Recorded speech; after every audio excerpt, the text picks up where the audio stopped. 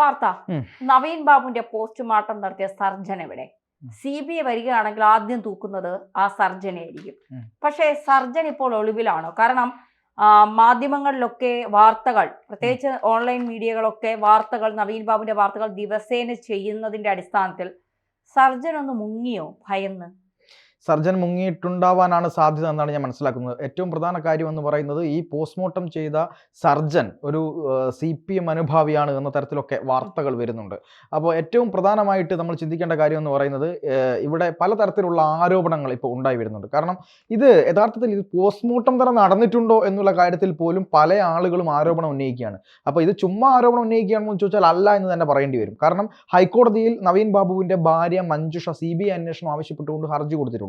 Justice കൗസർ എടപ്പക്കത്തിന്റെ bench ആ ഒരു case പരിഗണിക്കുകയും ആ കേസിൽ വിശദമായ വാദം കേൾക്കുകയും വിധി പറയാൻ വേണ്ടി മാറ്റിയിരിക്കുകയും ചെയ്യുകയാണ്.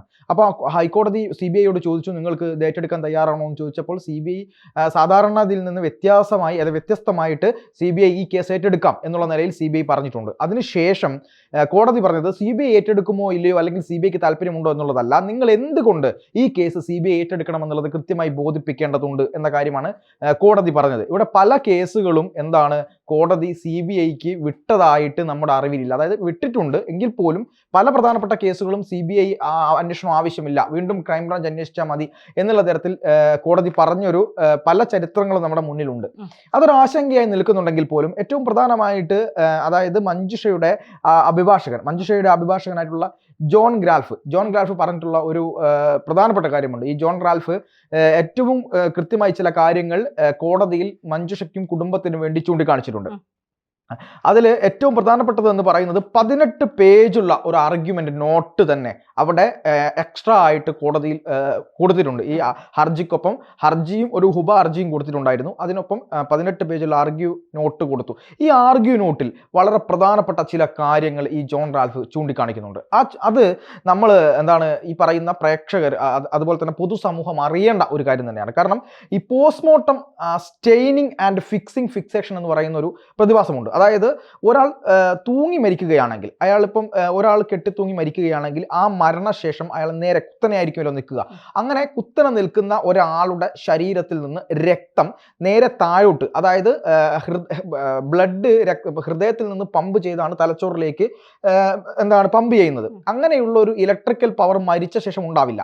അതുകൊണ്ട് തന്നെ ഹൃദയം നിലയ്ക്കുന്നു. ഹൃദയം നിലച്ചാൽ ആ രക്തം നേരെ വന്നിട്ട് രണ്ട് കൈയിലെ വിരലുകളിലേക്കും അതുപോലെ തന്നെ തുടയിൽ നിന്ന് താഴോട്ടുള്ള ഭാഗത്തേക്കും വന്ന് അടിയുകയാണ് ചെയ്യുക. നേരെ ഇങ്ങനെ നിൽക്കും. അത് ഗ്രാവിറ്റി പുള്ളിങ് എന്ന് പറയുന്ന ഭൂമിയുടെ ഗുരുത്വാകർഷണ ബലവുമായി ബന്ധപ്പെട്ടുള്ള കാര്യമാണ്. അങ്ങനെ ആ ഗുരുത്വാകർഷണത്തിന്റെ ഫലമായിട്ട് 2 കാലിലേക്കും രക്തം വന്നടിയും.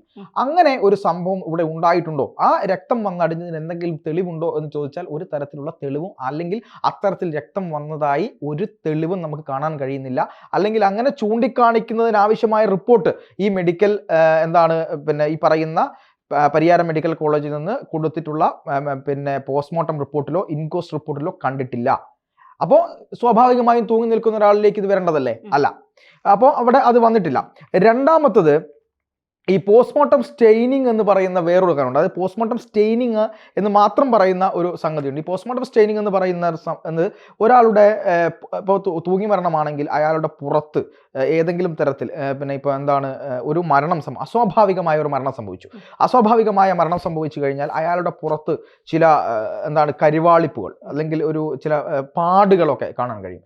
അത്തരത്തിലുള്ള പാടുകൾ ഏത് വിധത്തിലുണ്ടാവാം. രക്തം കട്ട പിടിച്ചിട്ടുണ്ടാവാം, അല്ലെങ്കിൽ പലതരത്തിലുണ്ടാവാം. ഇപ്പം അങ്ങനെ രക്തം കട്ട പിടിച്ചിട്ടുള്ള പാടുകളിൽ നമ്മൾ ഫിംഗർ കൊണ്ട് 1 മിനിറ്റ് നേരം അമർത്തിപ്പിടിക്കുകയാണെങ്കിൽ, ആ അമർത്തിപ്പിടിക്കുന്ന പാട് 1 മിനിറ്റ് നമ്മൾ കൈ പിൻവലിച്ചാൽ അത് മാഞ്ഞു പോവുകയാണെങ്കിൽ അത് ഫിക്സഡ് ആണ്, അല്ലെങ്കിൽ അത് നോൺ ഫിക്സഡ് ആണ്.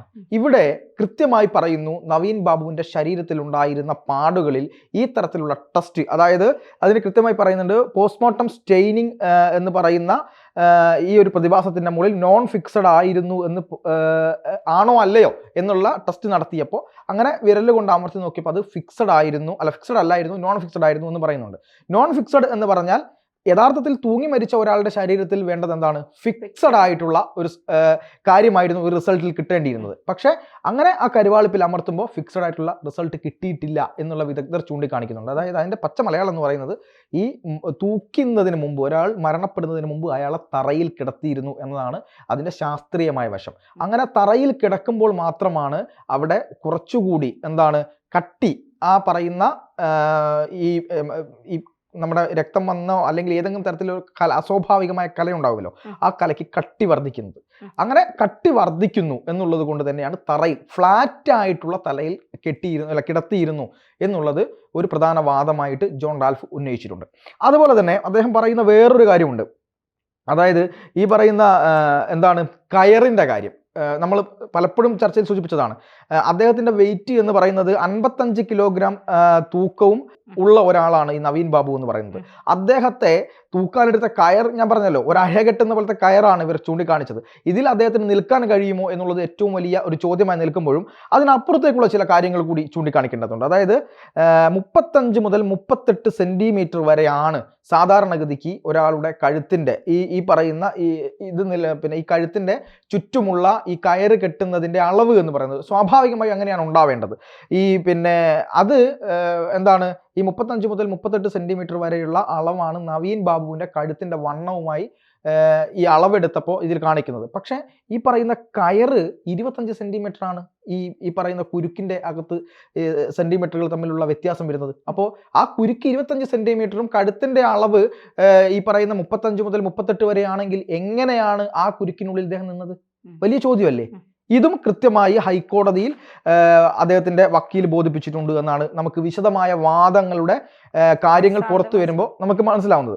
രണ്ടാമത്തെ കാര്യം എന്ന് പറയുന്നത് മൂന്നാമത്തെ കാര്യം എന്ന് പറയുന്നത് മരണസമയമാണ്. അതായത് ടൈം സിങ്ക് ഡെത്ത് എന്ന് പറയുന്ന ഒരു പ്രക്രിയയുണ്ട്. അതായത് ടൈം സിങ്ക് ഡെത്ത് എന്ന് പറയുന്നത് പിന്നെ എന്താണ് 6 മണിക്കൂറിനും മുകളിലും 18 മണിക്കൂറിൽ താഴെയുമായിരിക്കാം നവീൻ ബാബു മരണപ്പെട്ടത് എന്നാണ് പുറത്തു നിന്നുള്ള മെഡിക്കൽ വിദഗ്ധർ, അദ്ദേഹത്തിന്റെ ബോഡി കണ്ട ആളുകൾ, അതുപോലെ തന്നെ അദ്ദേഹവുമായി ബന്ധപ്പെട്ട ആളുകളൊക്കെ പറയുന്നത്.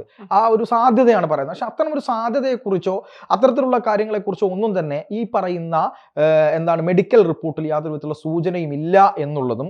രണ്ടാമത്തത്, പോലീസ് പറഞ്ഞതുപോലെ 4:30ക്കും 5:30ക്കും ഇടയിലാണ് മരണം നടന്നത് എന്ന പോലീസിന്റെ ഒരു വാദം അതേപടി തന്നെ ഡോക്ടർ എഴുതി കൊടുക്കുകയായിരുന്നു എന്നാണ് ഇവർ ആരോപിക്കുന്നത്.